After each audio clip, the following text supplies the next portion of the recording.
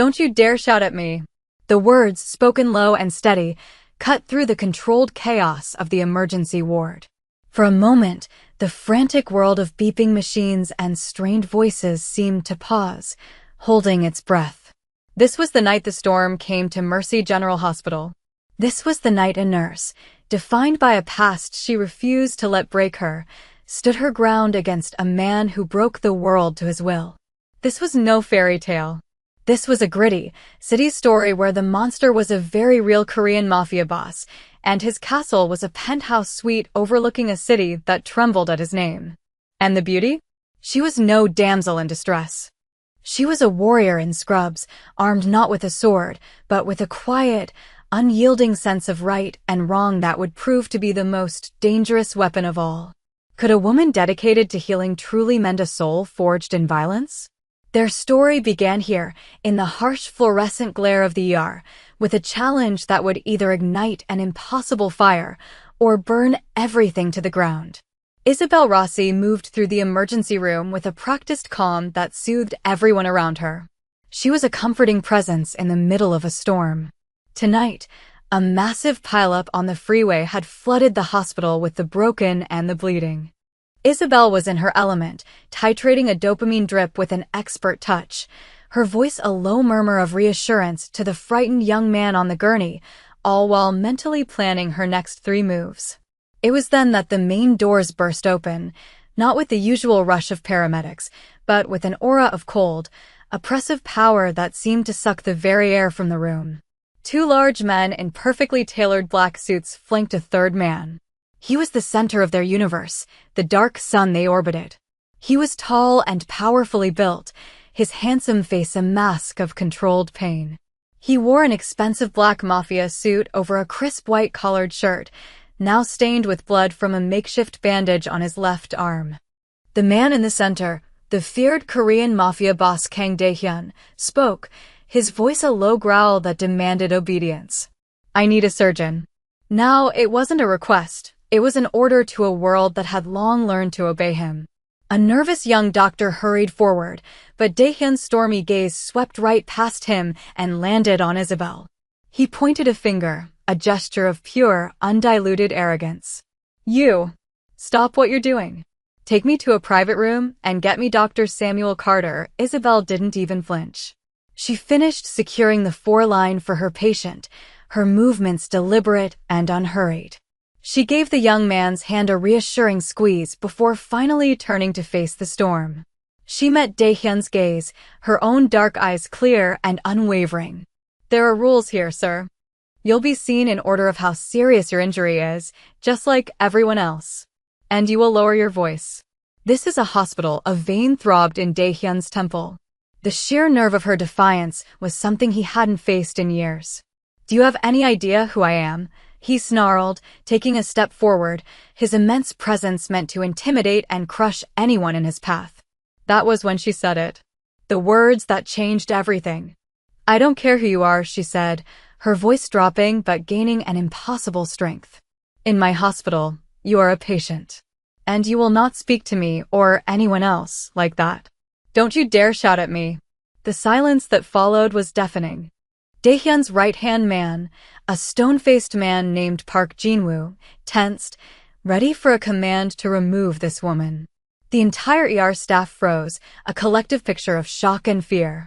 They all knew power when they saw it, and the man bleeding in their midst radiated it like a dark star.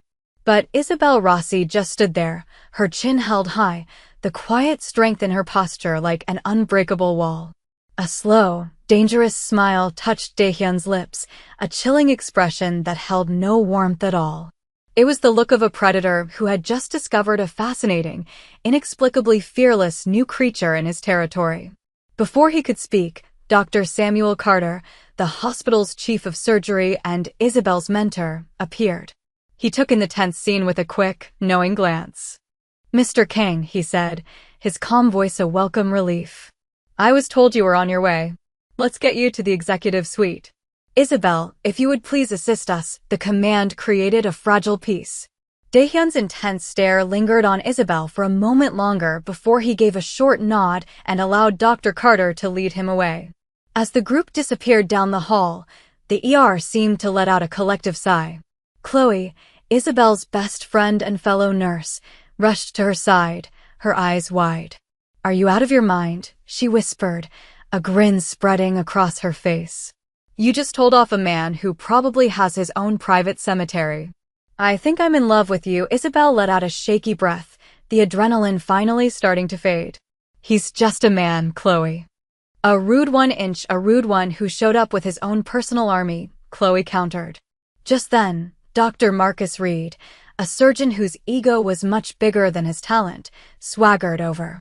"Rossi," he snapped, his face pinched with disapproval. "What was that all about?" "We have a duty to our hospital's biggest donors." "You don't speak to men like Mr. King that way." "It's reckless." Isabel's spine stiffened again. "My duty is to my patients, Dr. Reed. All of them. Not just the wealthy ones who think they can buy their way to the front of the line." Reed scoffed and walked away, muttering about her attitude. Chloe rolled her eyes. "Don't mind him. He's just mad that powerful man asked for Dr. Carter instead of him." But Isabel was no longer listening. Her gaze was drawn to the end of the hall, where Park Jin-woo stood, watching her. He hadn't followed his boss. He was observing her, his expression impossible to read. It was a cold, calculating look, and it sent a shiver down her spine. She had done more than just stand up to a powerful man. She had gotten his attention. She had become an unexpected problem in his perfectly controlled world. An hour later, Isabel found herself standing outside the door to the hospital's most exclusive suite on the top floor. It was a world away from the noise of the ER. Here, the floors were polished marble and the lighting was soft. Dr. Carter had personally requested her for this duty, a decision that felt less like a compliment and more like a punishment. "He asked for you," was all Dr. Carter had said, his eyes giving her a silent warning. "Be careful, Isabel." She pushed the heavy door open and stepped inside. The room was bigger than her entire apartment, with a wall of floor-to-ceiling windows showing a glittering view of the city. Kang Dae-hyun was on the bed, his injured arm now professionally stitched and bandaged. He was shirtless, and his muscular torso was a map of a violent life. Old, thin white scars crisscrossed his skin, telling a story of countless battles. He wasn't looking at the city. He was looking at her. His stormy gray eyes followed her every move as she crossed the room to check his vital signs. The silence was thick and heavy with unspoken tension. It was more unnerving than his shouting had been. She worked with a detached professionalism, her hands steady as she checked his pulse, her gaze fixed on the medical monitor. She could feel his eyes on her, a physical weight, an intense gaze that seemed to be trying to figure her out. She refused to give him the satisfaction of looking away or showing any fear. This was her workplace. Here, she was the expert. "Your blood pressure is a little high, Mr. Kang," she stated, her voice calm and clinical. "That's to be expected after an injury." He said nothing. He simply watched. He watched the way her fingers adjusted the Ford drip. He watched the slight frown of concentration between her brows. He watched the way she moved with a grace and purpose that seemed out of place in the sterile room. For Isabel, the silence was a battlefield. She had spent her life standing up to bullies, to men who used their power and their voices like weapons. It was a reflex born from a difficult childhood, a promise she'd made to a younger, more helpless version of herself. She would never again let a man's anger make her feel small. But this man's silence was a different kind of weapon. It was a void that threatened to pull her in. In the quiet of the room, she found herself truly seeing him for the first time, not as an arrogant mafia boss, but as a patient. She saw the tightness in his jaw and the faint sweat on his brow that spoke of a pain he refused to show. Beneath the layers of muscle and menace, there was a wounded man. And the healer in her, the part of her that was stronger than the warrior, felt an unwelcome stir of sympathy. The silent standoff continued for 2 days. Isabel would come for her shifts, perform her duties with perfect care, and speak only when it was medically necessary.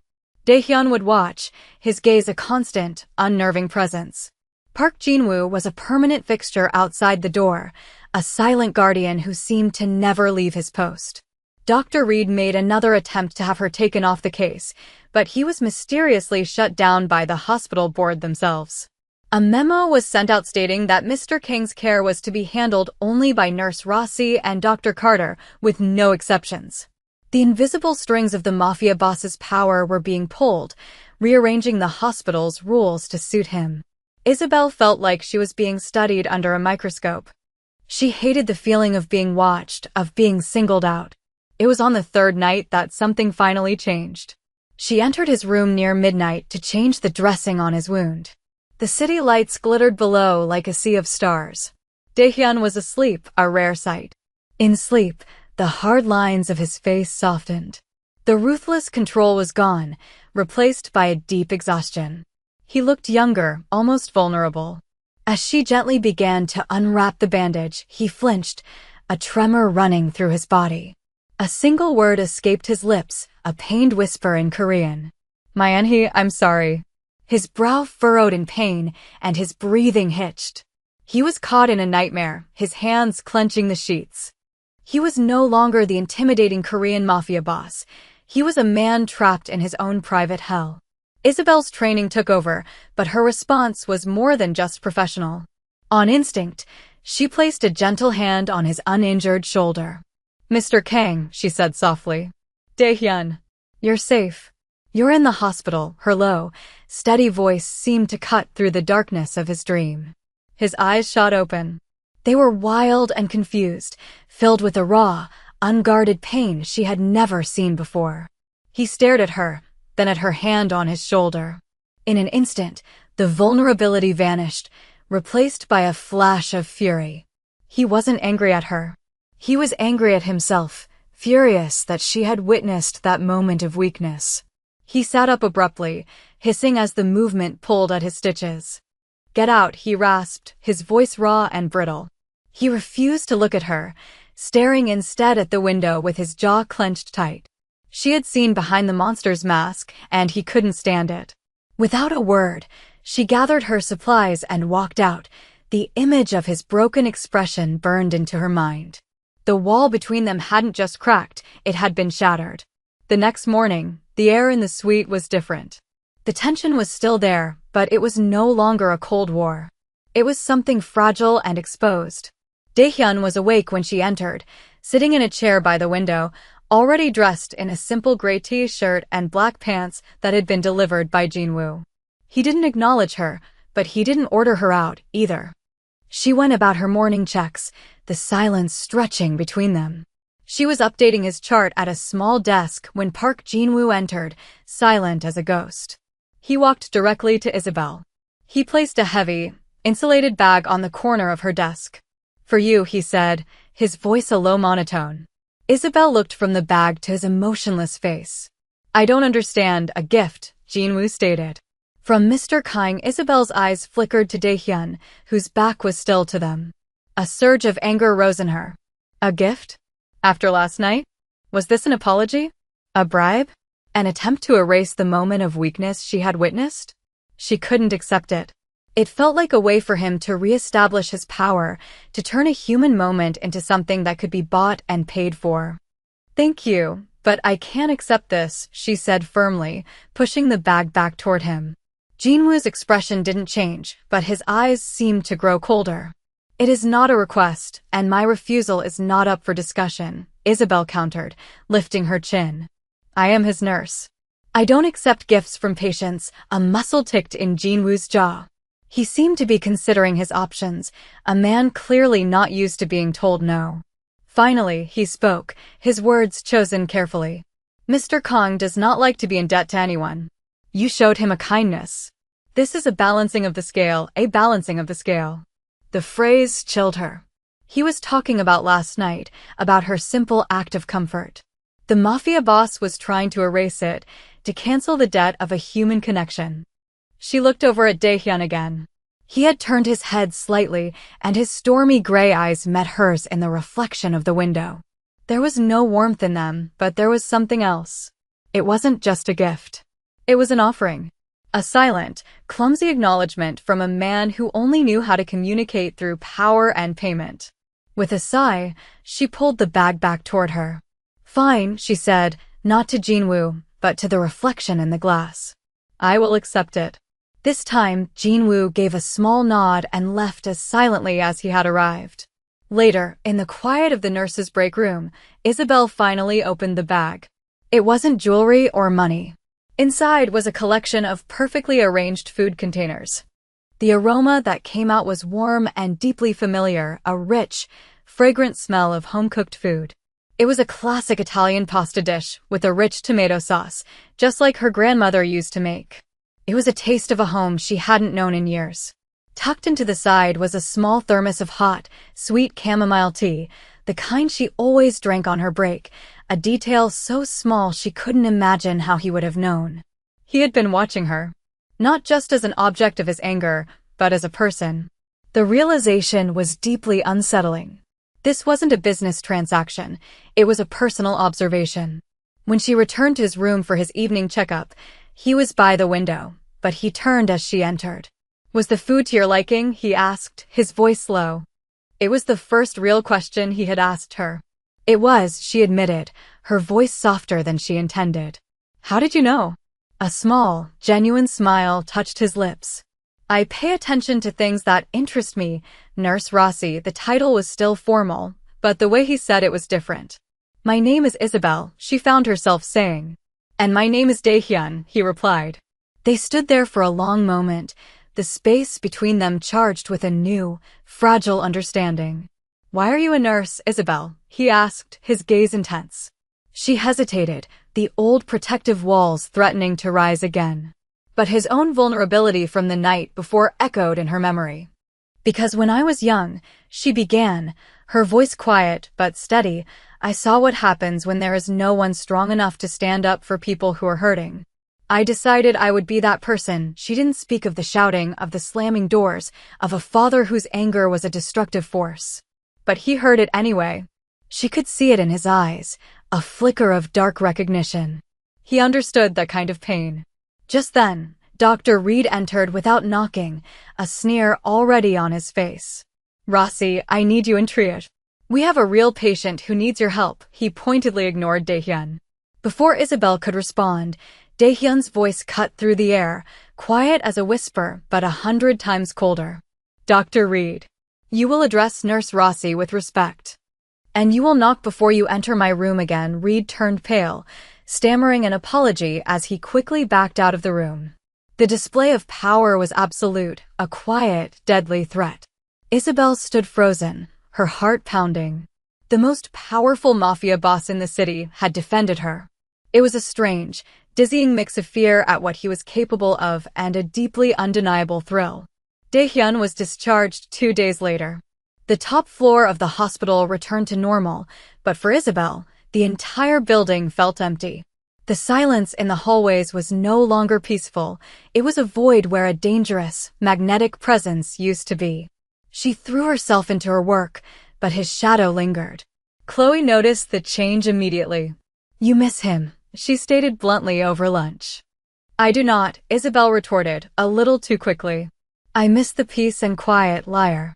You miss the scary, handsome mafia boss who made Dr. Reed practically run away in fear. Isabel couldn't help but smile. That was satisfying. Her shift ended late that night. Exhausted, she walked through the nearly empty parking garage. As she approached her car, she saw something tucked under the windshield wiper. It was a single, perfect white gardenia, its petals flawless. There was no note. There didn't need to be one. It was a message. I am still watching. The next day, Dr. Carter called her into his office. Isabel, he began, his expression serious. I've been at this hospital a long time. I've seen men like Kang Daehyun before. They live in a different world with different rules. A world that can be very dangerous for people like us. Be careful. A man like that doesn't make gestures without a purpose. He's either claiming something or marking it as his. His words sent a chill down her spine. Later that afternoon, as she was leaving, a sleek black car pulled up beside her. Park Jinwoo was at the wheel. Mr. Kang requests your presence, he said. It wasn't a question.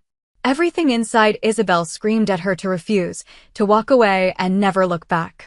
But the memory of Daehyun's haunted eyes, the unexpected taste of home, the silent offering of a single white flower, they pulled at her with an irresistible force. She got in the car. The decision felt less like a choice and more like fate, a step onto a path from which there was no turning back. The car moved through the city, pulling into the underground garage of a glittering skyscraper that touched the clouds. The penthouse was a world of glass and steel with breathtaking views. It was a beautiful cage. Daehyun was standing by the windows, looking down at the city he owned. He turned as she entered. "Thank you for coming," he said. "You didn't give me much of a choice," he nodded, accepting the truth in her words. "I have grown, accustomed to your presence." His honesty was disarming. He walked toward her, stopping a few feet away. "I am in an unfamiliar position, Isabel. I don't know the rules for this. There are no rules for this." Daehyun, as she spoke, the building vibrated. A sudden, violent explosion shattered the wall of windows behind him. The sound was a physical blow, throwing them both to the floor as glass rained down. Alarms blared. Through the ringing in her ears, she heard shouting in Russian. Men in tactical gear were smashing through the remaining windows. This was a targeted, military-style assault. Before she could process the terror, Daehyun was on his feet, pulling her up with him. His face was a mask of cold fury, the vulnerable man gone, replaced entirely by the monster, the Mafia boss he was known to be. "Jin-woo," he roared, and his right-hand man was already there, tossing him a pistol. The fight was a blur of brutal, deadly violence. Daehyun moved with a terrifying speed and precision. Isabel, hidden behind a thick marble column, watched in horrified awe as the man who had nightmares and a soft spot for chamomile tea became a whirlwind of death, protecting her, shielding her with his own body. The firefight was over in less than a minute. The attackers lay still. Silence returned, broken only by the wail of distant sirens. Daehyun stood in the center of the room, breathing heavily. His eyes found hers, and in them, she saw not victory, but deep regret. He had wanted to keep her separate from this world, and he had failed. He crossed the glass-strewn floor to her. His hands came up to frame her face, his thumbs gently wiping away dust from her cheeks. "Are you hurt?" he asked, his voice a low, urgent rasp. She could only shake her head, her eyes wide as she took in the devastation. He saw the fear in her eyes, and something inside him broke. "This is what I am, Isabel," he said, his voice raw with pain. "This violence. This is the world I rule." He was giving her an out, showing her the ugliest part of himself, expecting her to run. But as she looked at him, she didn't just see the monster. She saw the man who had flinched in his sleep. The man who had remembered her favorite tea. The man who had just put his body between her and a hail of bullets. She reached up and her fingers gently touched a new cut on his cheek. He flinched from the tenderness of the gesture. "Let me see," she murmured, her nurse's voice calm and steady. She led him into a vast, marble bathroom, ignoring the dead men in the other room. She found a first aid kit, her hands moving with purpose as she cleaned the wound. When she finished, her hands lingered on his jaw. "You asked me why I became a nurse," she said softly. "I told you I wanted to be the person who stands up for people who are hurting." She looked directly into his stormy eyes. "You're hurting, Daehyun." The truth hung between them. He leaned his forehead against hers, closing his eyes. "My father was like the men in that room," he whispered, the confession torn from a deep, hidden place. "He taught me this life. He forged me into this weapon. I was 16 when I finally stood up to him. To protect my mother." His story was not one of choice, but of survival. He was a monster created by the very world he now ruled. And in his story, Isabel heard an echo of her own. Different pasts, different scars, but the same defiant spirit born from pain. "You are not your father," she said fiercely. He pulled back to look at her, his expression shattered and hopeful. And then he kissed her. It was a kiss of desperation and relief, a collision of two worlds, of darkness and light. And in that moment, surrounded by the wreckage of his life, Isabel didn't run. She kissed him back. 6 months later, Isabel left Mercy General after a long shift. A familiar black sedan was waiting at the curb. Jin-woo stood by the passenger door, and he gave her a respectful nod as he opened it for her. The gesture was no longer unnerving, it had become a quiet, comforting part of her life. The car didn't take her to her old apartment. It took her to the skyscraper, to the penthouse that had been restored, the wall of windows now made of bulletproof glass. When she stepped inside, the lights were low, and the smell of a familiar tomato sauce filled the air. Dae-hyun was in the kitchen, his brow furrowed in concentration as he tried to recreate her grandmother's pasta recipe. He looked up as she entered, and the guarded, intimidating mask he wore for the world dissolved, replaced by a smile that was just for her. "I'm not sure I got the spices right," he said, a warmth in his voice she had come to cherish. She walked over to him, wrapping her arms around his waist from behind and resting her head against his strong back. "It smells perfect," he turned in her embrace, his hands finding hers. His world was still there, a dark and dangerous reality. But his actions were no longer driven by a need for power, but by a fierce, unwavering need to protect the new center of his universe. To protect her. Isabel hadn't abandoned her world, either. She was still Nurse Rossi at Mercy General, a beacon of calm in the chaos. But her life was bigger now, her heart fuller. "Stay with me tonight," he murmured against her hair. "This is our home," he corrected her gently. He leaned down and kissed her, a slow, gentle kiss full of promises kept and a future they were building together. They were an impossible paradox, the healer and the Korean Mafia boss, the light and the shadow. But here, in their castle in the sky, they had found their own kind of peace, a defiant, unbreakable love forged in the heart of a storm.